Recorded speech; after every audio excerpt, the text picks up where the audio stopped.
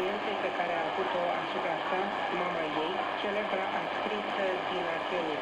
Ziua limbii și teatrului Yiddish este marcată în România începând din anul 2018.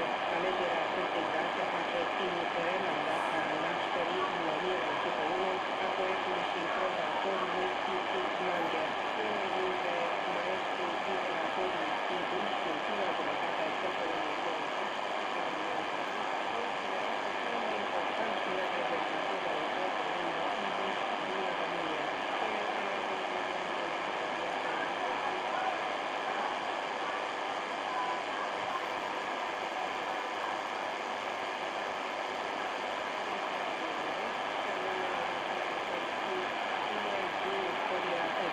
În România de Simultanie.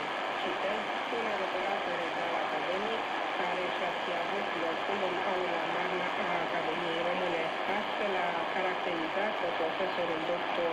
Jean-Jacques Ashkenazi, membru de onoare al Academiei Române, lansarea volumului Scrieri din istoria evreilor în România, al istoricului și arheologului Silviu Stanie, apărut la începutul anului 2025 la editura Pastefer. Prezentarea lucrării, rezultat al investigării unor aspecte ale istoriei evreilor din spațiul României în granițele ei istorice, s-a constituit, după cum a subliniat moderatorul evenimentului, directorul ICR, Martin Ladislau Salamon, într-un veritabil colocviu științific, cu participarea autorului volumului, precum și a istoricului Lucian C.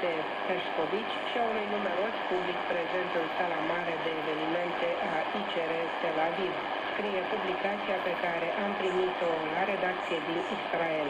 De altfel, publicația Viața noastră poate fi citită gratis pe Facebook, dar și pe grupul de social media al agenției de știri Anima News.